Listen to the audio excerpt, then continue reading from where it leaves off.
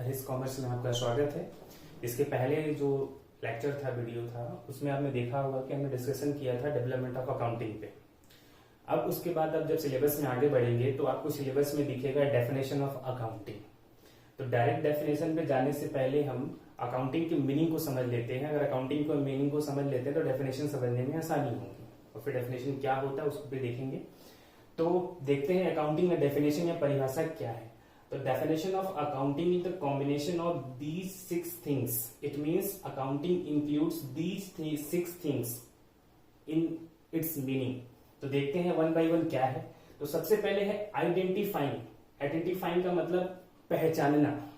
आपको क्या करना है कि जब आप अकाउंटिंग का वर्क करेंगे या अकाउंटिंग में काम करेंगे तो सबसे पहले आपको देखना पड़ेगा कि आप उन्हीं ट्रांजेक्शन्स को रिकॉर्ड करेंगे जो फाइनेंशियल नेचर के होंगे और जिनको आप इन टर्म्स ऑफ मनी में जो है लिख सकते हैं, रिकॉर्ड कर सकते हैं, उन्हीं को आप जो है आइडेंटिफाइंग करेंगे।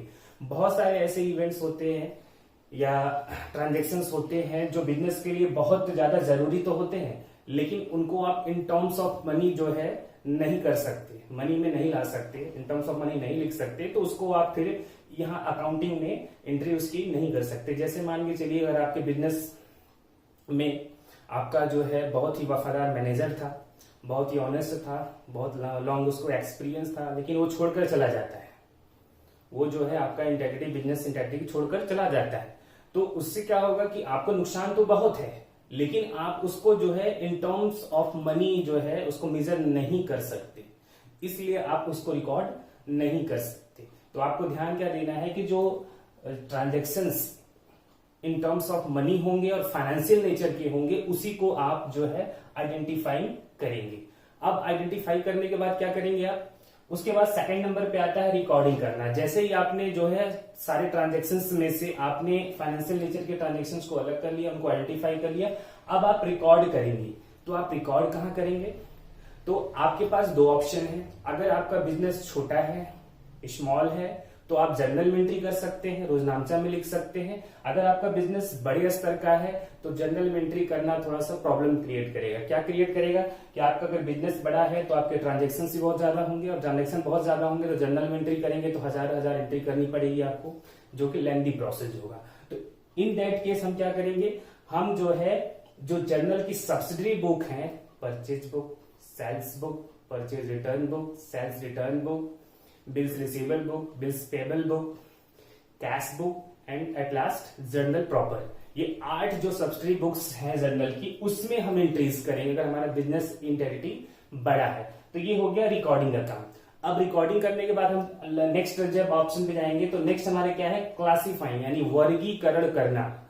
यहाँ पे वर्गीकरण करना क्यों जरूरी है, आप देखेंगे जब आप बिजनेस करेंगे तो आप कई बार परचेज करेंगे, कई बार सेल्स करेंगे और अब कई बार सैलरी देंगे, तो उसमें क्या होगा कि बहुत बार उसकी एंट्री की रहेगी और आप जब किसी पर्सन के सामने उसको प्रेजेंट करेंगे तो वो उसको अच्छे समझ नहीं पाएगा। तो इसलिए क्या करते हैं, हम रिकॉर्ड करने के बाद उसको क्लासिफाई करते हैं। क्लासिफाई करने का मतलब क्या है, अगर जो कॉमर्स बैकग्राउंड से वो जानता होगा, हम लेजर बनाते हैं। लेजर में क्या होता है, जो हमने जर्नल और सब्सिडरी बुक में लिखा हुआ है, जर्नल या जो सब्सिडरी बुक है उसमें जो भी हमने एंट्री की है उसको फिर हम लेजर बनाकर वहां पर उसकी पोस्टिंग करते हैं। इसी को हम बोलते हैं क्लासिफाइंग। क्लासिफाइंग करने के बाद हम क्या करते हैं, लास्ट में उसको समराइज करते हैं। समराइज करने से क्या है कि जो सामने वाला जिसकी जब उसके सामने प्रेजेंट करते हैं तो वो अच्छे से चीजों को समझ पाता है। तो समराइजिंग में हम कौन कौन सा काम करते हैं, समराइजिंग का मतलब होता है सारांशित करना। सारांशित करने का मतलब क्या है, जो इतने ढेर सारे ट्रांजैक्शंस हुए हैं उनको हम जो है एक वर्ड में और एक अमाउंट में दिखाएंगे। उसमें हम क्या करते हैं, हम बनाते हैं ट्रायल बैलेंस। यहाँ पे जो लेजर बनाया गया है, हर लेजर में जितने भी पर्टिकुलर अकाउंट्स हैं उनका हम बैलेंसिंग करेंगे, और बैलेंसिंग करके एक पर्टिकुलर अमाउंट को हम ट्रायल बैलेंस में लिखेंगे। और ट्रायल बैलेंस का अगर टैली हो जाता है तो आपको पता है, यानी कोई भी जो है अर्थमेटिकल एरर आपके अकाउंट में अभी तक नहीं है। उसके बाद हम क्या करते हैं, उसी ट्रायल बैलेंस के हेल्प से बनाते हैं trading profit and loss account और फिर बैलेंस शीट। ट्रेडिंग अकाउंट से हमें ग्रॉस प्रॉफिट मिलता है, प्रॉफिट लॉस अकाउंट से नेट प्रॉफिट या नेट लॉस मिलता है, बैलेंस शीट से हमें हमारी फाइनेंशियल पोजीशन पता चलती है। तो ये हो गया समराइजिंग। समराइजिंग के बाद जो नेक्स्ट है वो क्या है, इंटरप्रिटेशन ऑफ द रिजल्ट। जब आप ये trading profit loss account balance sheet सब प्रिपेयर कर देते हैं तो जो इंटरेस्टेड पर्संस है बिजनेस में या बिजनेस से जो कंसर्न है वो क्या करते हैं, उस रिजल्ट्स का अपने अनुसार फिर व्याख्या करते हैं अपने जो भी जिस भी जो फील्ड में उनका इंटरेस्ट हो। जैसे मान के चलिए अगर कोई इन्वेस्टर है तो इन्वेस्टर ये देखना चाहेगा कि लिक्विडिटी की पोजीशन क्या है, प्रॉफिट कितना है, प्रॉफिट में ग्रोथ हो रहा है कि नहीं हो रहा है, डेप्ट की क्या पोजीशन है, तो जिसका जैसा इंटरेस्ट हो। ठीक है, अब जैसे शेयर होल्डर्स हैं तो शेयर होल्डर्स क्या देखेंगे कि कंपनी के प्रॉफिट में ग्रोथ हो रहा है या नहीं हो रहा है, उनका मोटिव वो चीज पर देखना ज्यादा होगा। तो जो इंटरेस्टेड पर्सन है वो उस चीज को देखेंगे, ठीक है, और अपने अनुसार फिर उसका इंटरप्रिटेशन करेंगे, फिर अपने डिसीजन मेकिंग करेंगे। अब देखिए लास्ट में ही आता है कम्युनिकेटिव। अब जैसे कंपनी आप देखेंगे जो बड़ी बड़ी कंपनीज हैं उनका जो फाइनल फाइनेंशियल स्टेटमेंट बनता है, फाइनल फाइनेंशियल स्टेटमेंट, इस फाइनेंशियल स्टेटमेंट में ही आता है आपका ट्रेडिंग, पीएल और बैलेंस शीट।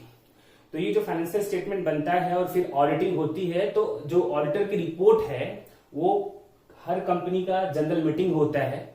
तो जनरल मीटिंग में वो ऑडिटर जो है अपना ऑडिट करता है, फाइनेंशियल स्टेटमेंट प्रेजेंट किया जाता है, फिर वो अपने जो है नोट्स वगैरह हो गया और सारे इंफॉर्मेशन शेयर होल्डर्स को दिए जाते हैं, फिर आगे जैसा भी होता है अपना डिसीजन लेते हैं। तो यानी ये सारा का सारा जो 6 चीजें हैं वो हमारे अकाउंटिंग में इंक्लूड होती हैं और इन्हीं से मिलकर बनता है अकाउंटिंग का मीनिंग या अर्थ।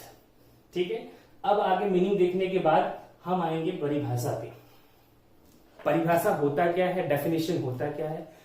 जब आप किसी चीज को अच्छे से समझ जाते हैं, चीज बहुत बृहत होती है, बहुत बड़ी होती है, लेकिन आप क्या करते हैं उसको कुछ शब्दों में जब समेटते हैं और कुछ शब्दों से जब उसकी पूरी मीनिंग समझ में आती है तो वही बन जाता है डेफिनेशन।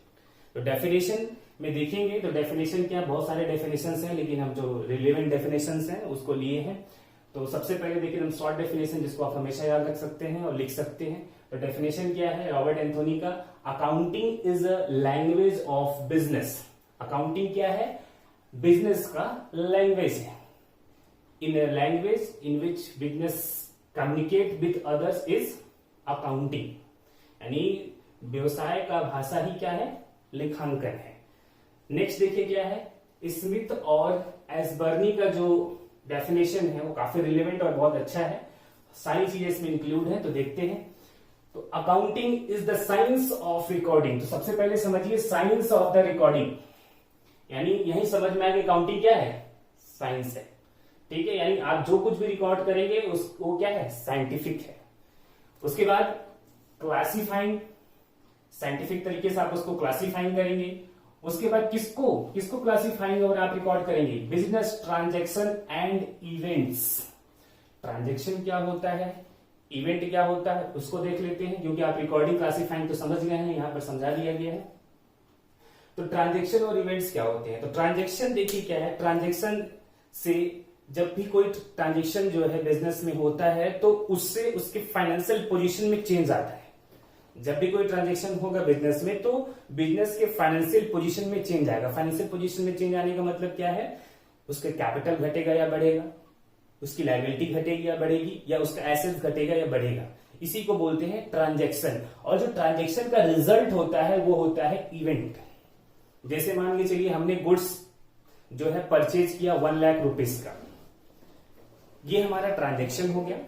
उसके बाद हमने गुड्स को जो है परचेज किया, परचेज करने के बाद हमने सेल उसको नहीं किया। अगर सेल नहीं किया तो पूरा बच गया, तो वो बचा हुआ पोर्शन क्या होगा, वो होगा हमारा इन्वेंट्री। इन्वेंट्री क्या हो गया हमारा, इवेंट। और जो हमने परचेज किया 1 लाख का गुड्स, वो क्या हो गया, ट्रांजैक्शन। समझ में आया। तो क्या है, accounting is the science of recording, classifying business transaction and events. यानी जो बिजनेस ट्रांजैक्शन और इवेंट्स होंगे उसी को साइंटिफिक तरीके से रिकॉर्ड करना है और उसी को फिर क्लासिफाई करना है। ठीक है, प्राइमरली ऑफ फाइनेंशियल कैरेक्टर, और वो भी क्या है, फाइनेंशियल कैरेक्टर का होना चाहिए। बहुत सारे ट्रांजैक्शंस होते हैं बिजनेस में, अगर वो फाइनेंशियल कैरेक्टर के नहीं है तो उनको हम रिकॉर्ड नहीं करेंगे।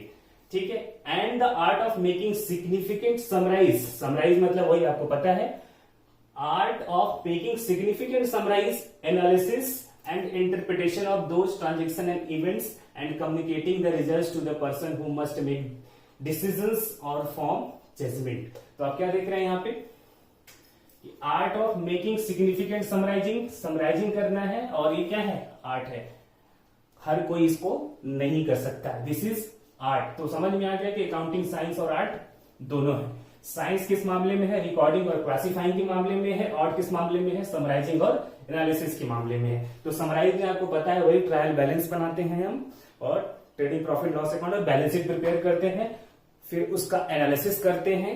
एनालिसिस में आप देखिए जो भी इंटरेस्टेड पर्संस हैं, जो भी रिलेटेड पर्सन है बिजनेस के, वो उसको फिर एनालाइज करते हैं अपने तरीके से। अब आगे जाएंगे तो अकाउंटिंग रेशियो वगैरह भी आप देखेंगे। अकाउंटिंग रेशियो में अलग अलग टाइप के रेशियोज होते हैं, जिसके बेसिस पर वो जो है उसको फाइंड करके देखते हैं कि क्या पोजीशन है, क्या उनके फेवर में है या एडवर्स कंडीशन है, वो चीजें देखते हैं। तो आगे आप जाके इसको पढ़ेंगे। तो समराइजिंग एनालाइजिंग हो गया क्या, and interpretation of those transaction and events, फिर उनकी व्याख्या करना, फिर क्या है उनका व्याख्या करना, किसका, ट्रांजेक्शन और इवेंट्स का। फिर उसको कम्युनिकेट करना, किसको कम्युनिकेट करना, रिजल्ट को, किससे, जो भी पर्सन को उसके बेसिस पर डिसीजन लेना है या कोई जजमेंट फॉर्म करना है। अब आगे देखते हैं नीड्स ऑफ अकाउंटिंग, लेखांकन की आवश्यकता। तो किसी भी चीज की आवश्यकता उसके प्रयोग पर निर्भर करती है, उसके उपयोग पर निर्भर करती है। जहां उसकी उपयोगिता है वहीं पर उसकी आवश्यकता है। तो आप देखिए अकाउंटिंग कहां कहां पर जो है यूज होता है, कहां पर उसकी आवश्यकता पड़ती है। तो आप देखिए सबसे पहले जो फाइनेंशियल पोजीशन बिजनेस का जानना है, वहां पर फाइनेंशियल पोजीशन जानने के लिए आप किसके हेल्प से फाइनेंशियल पोजीशन जानेंगे, अकाउंटिंग की। बिना अकाउंटिंग के आप फाइनेंशियल पोजीशन जान ही नहीं सकते। फाइनेंशियल पोजीशन में क्या क्या जान सकते हैं आप, प्रॉफिट है, हो रहा है या नहीं हो रहा है, प्रॉफिट की जगह लॉस तो नहीं हो रहा है, लायबिलिटी की क्या कंडीशन है, एसेट्स की क्या कंडीशन है, कितने हमारे क्रेडिटर्स हैं। क्रेडिटर्स कौन होता है, जिसने आपको उधार माल बेचा है वो आपके क्रेडिटर्स हैं, उनका क्या है, डेटर्स कितने हैं, यानी जिसको आपने उधार माल बेचा है उनकी क्या कंडीशन है, उनका कितना अमाउंट है, ये सारी चीजें। अब कैश की क्या स्थिति है, ये सारी चीजें आप जो है अकाउंटिंग से जान सकते हैं। जब आप रिकॉर्डिंग, क्लासिफाइंग ये सब चीजें करते हैं तो वो सारी चीजें इसमें आती हैं, आपको आसानी से पता चल जाएगा। या फाइनेंशियल पोजीशन जो है बिजनेस का अकाउंटिंग के हेल्प से जान सकते हैं। ये हो गया। दूसरा देखिए क्या है, helpful in the assessment of, किसके असेसमेंट में, इनकम टैक्स, जीएसटी, सीएसआर। आपको पता है आप बिजनेस कर रहे हैं तो सर गवर्नमेंट को टैक्स भी देना पड़ता है। अलग अलग टाइप्स के टैक्स होते हैं, डायरेक्ट टैक्स होता है, इनडायरेक्ट टैक्स होता है। तो डायरेक्ट टैक्स में आपका क्या आता है, इनकम टैक्स। अब इनकम टैक्स किस बेसिस पर आप देते हैं, तो आपको इनकम टैक्स आपने जो प्रॉफिट अर्न किया है अपने बिजनेस में, उस प्रॉफिट के बेसिस पर आपको इनकम टैक्स देना पड़ता है। और उसी प्रॉफिट के बेसिस पर आपका होता है असेसमेंट, यानी आपके कर को जो है ज्ञात किया जाता है कि कितना आपका कर या टैक्स हुआ। तो इनकम टैक्स के असेसमेंट में हेल्पफुल होता है। दूसरा GST, goods and service tax, इसका भी जो है आपको रिटर्न फाइल करना पड़ता है। तो जीएसटी भी आप इसी के बेसिस पर देखते हैं, क्योंकि आपको पता है जब आप परचेज करते हैं आप जीएसटी देते हैं, जब आप सेल्स करते हैं जीएसटी लेते हैं। तो आपने जो दिया और आपने जो लिया उसका जो डिफरेंस होता है गवर्नमेंट को जमा करना पड़ता है। यानी कलेक्टेड और पेड का जो डिफरेंस होता है गवर्नमेंट को जमा करना पड़ता है। आपको पता होना चाहिए ना कितना जीएसटी मैंने कलेक्ट किया, कितना जीएसटी पेड किया, कौन बताएगा, अकाउंटिंग। आगे देखिए क्या है, सीएसआर, इसको बोलते हैं कॉर्पोरेट सोशल रिस्पॉन्सिबिलिटी।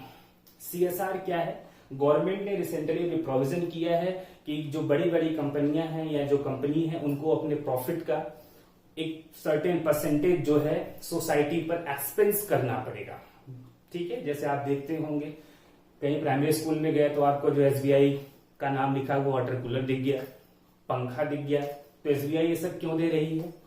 एसएससीएल एरिया में आप जाइए तो बहुत सारे खर्च करते हैं वो। तो क्यों खर्च करते हैं, क्योंकि गवर्नमेंट ने जो रूल्स बनाए, जो कानून बनाया है उसके अकॉर्डिंग उनको अपने प्रॉफिट का एक सर्टेन परसेंटेज क्या करना पड़ता है, सोसाइटी में खर्च करना पड़ता है। उसी को हम बोलते हैं सीएसआर। अब सीएसआर किस बेसिस पे निकल रहा है, प्रॉफिट के बेसिस पे निकल रहा है। प्रॉफिट कहां से फाइंड होगा, अकाउंटिंग से।